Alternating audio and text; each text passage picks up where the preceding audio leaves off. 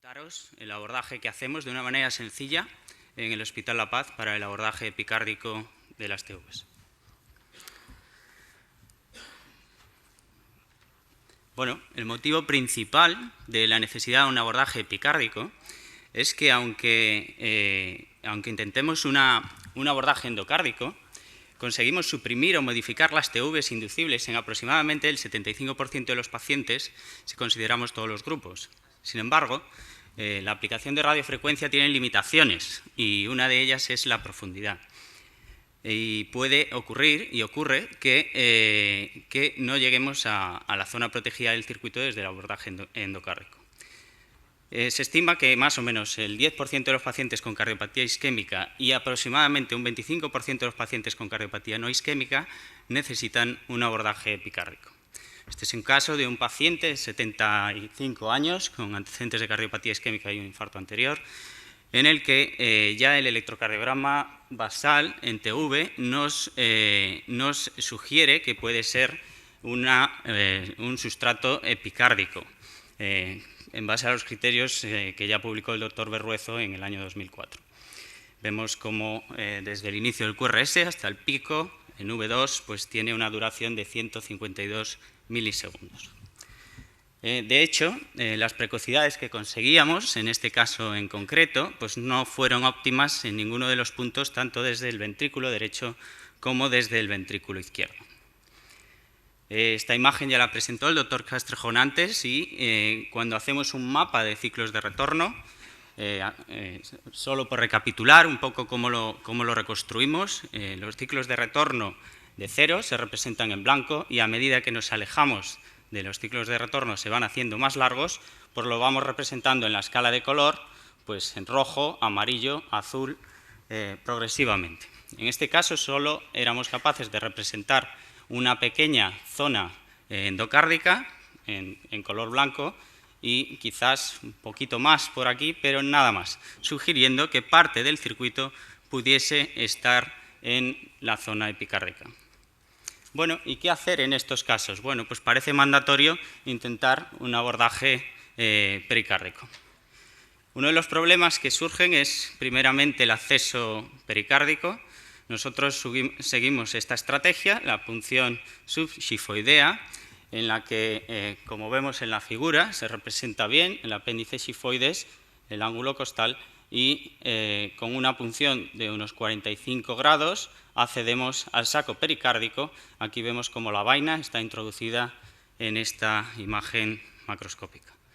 Bueno, más representativo, con una reconstrucción en 3D, en TAC, podemos ver cómo se accede al espacio de Larry y podemos acceder a una zona más inferior o a una zona un poquito más anterior en función de la angulación de la aguja.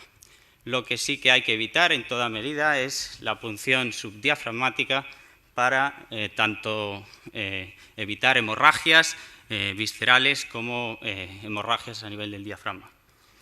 Bueno, esta es una representación con el sistema EnSight en el caso anterior, en el que podemos ver el mapa endocárdico. La verdad es que la escala sale muy desestructurada una vez se reconstruye el mapa, la reconstrucción epicárdica. El mapa endocárdico está en el interior y parece como una coraza en la que vemos a nivel epicárdico. Esto que veis aquí abajo moviéndose es simplemente la conexión de la aguja al sistema NAVEX y vemos cómo el acceso es inferior. Bueno, pero uno de los problemas una vez está en el espacio pericárdico pues es la presencia de adherencias. Esto es un modelo animal en el que se observa que la presencia de adherencias existen y puede ser una gran limitación a la hora de la navegabilidad. Esas adherencias pueden ocurrir aproximadamente, pueden dificultar el acceso subxifoideo, aproximadamente en el 10% de los pacientes, y además en otros pacientes la presencia de adherencias severas en la pared anterior también puede limitar la zona de mapeo, y hay que tener en cuenta que muchas veces esas adherencias se sitúan en la zona de interés. Bueno, aquí veis un caso en el que las adherencias pues se ven claramente desde el principio. Tenemos la aguja de punción, acceso inferior, y vemos cómo al inyectar contraste no se disemina de forma homogénea, sino que se queda se queda anclado, sugiriendo la presencia de adherencias solo desde la punción inicial.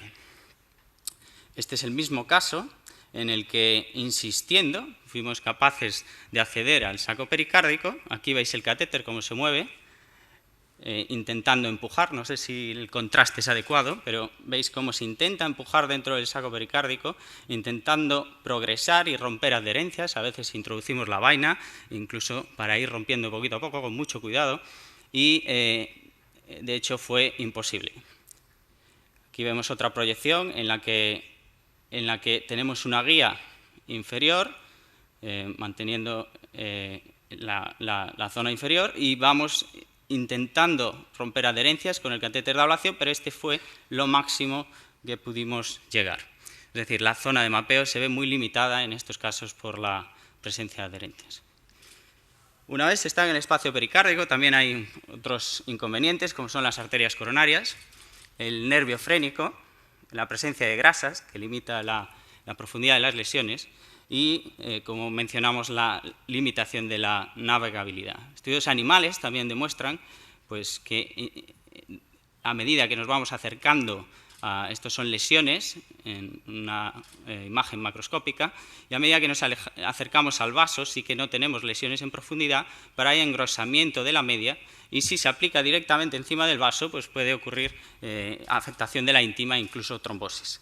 Y para ello es importante intentar aplicar lo más lejos posible del vaso. De hecho, en estudios animales también se ve que a medida que nos alejamos del vaso, pues el riesgo de lesión es menor, cuanto más lejos, y también cuanto más grande sea el calibre del vaso. Cuanto más grande sea el calibre del vaso, el riesgo de lesión en el vaso también es menor. Bueno, las recomendaciones y que nosotros seguimos es intentar aplicar la radiofrecuencia al menos a 5 milímetros de distancia del vaso, y a la hora de aplicar, nosotros utilizamos por rutina el catéter irrigado. Desde el 2006 se considera o está ampliamente establecido su uso, y vemos como con la radiofrecuencia con catéter convencional las lesiones, en cuanto aparece grasa, la profundidad se ve muy limitada. Sin embargo, con el catéter irrigado, aún en presencia de grasa, la lesión se consigue que sea profunda, incluso con capas de grasa sustancialmente más gruesas. Bueno, en nuestra elección es el catéter de punta irrigada, porque nos permite abordar lesiones más profundas y especialmente en zonas con áreas de grasa.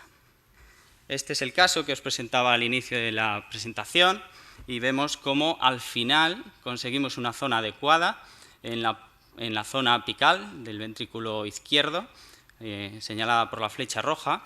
Hicimos en esa zona encarrilamiento y vemos cómo, terminado el encarrilamiento, teníamos fusión oculta, y cuando calculamos los ciclos de retorno referenciados, porque aquí, como veis, no se ve la señal, pues también fueron adecuados. La aplicación de radiofrecuencia, que demuestra el éxito. Como vemos, a los pocos segundos de empezar la aplicación de radiofrecuencia, la taquicardia se termina.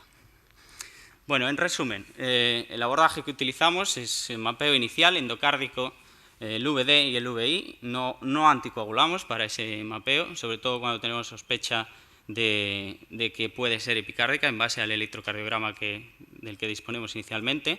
Utilizamos el sistema EnSight con una referencia de fijación activa, el acceso epicárdico con una aguja epidural larga. A veces utilizamos doble punción, y a veces también es necesario la rotura de adherencias con la vaina. El catéter es irrigado, potencias de 30 a 40, y coronariografía la utilizamos cuando la aplicación tiene que ser proximal, para no dañar la zona proximal de un vaso. Estimulación en la región frénica y monitorización, esto lo hacemos desde hace un año con eco intracardíaco. Bueno, para finalizar, estos son los casos que hemos recogido, 11 casos. La mayoría tienen un sustrato con enfermedad coronaria, y los resultados, que es lo que nos interesa, como veis, son taquicardias con longitud de ciclo que permiten pues, tolerarse y y hacer un mapeo adecuado. Y los resultados son, con el acceso epicárdico, un éxito agudo en el momento del procedimiento de 6, parcial, y se entiende por parcial aquel que al menos eliminamos alguna de las taquicardias clínicas en 3 casos, y fracaso por la presencia de adherencias en 2 de los casos. Uno de ellos lo habéis visto aquí. Bueno, y esto es todo. Muchas gracias.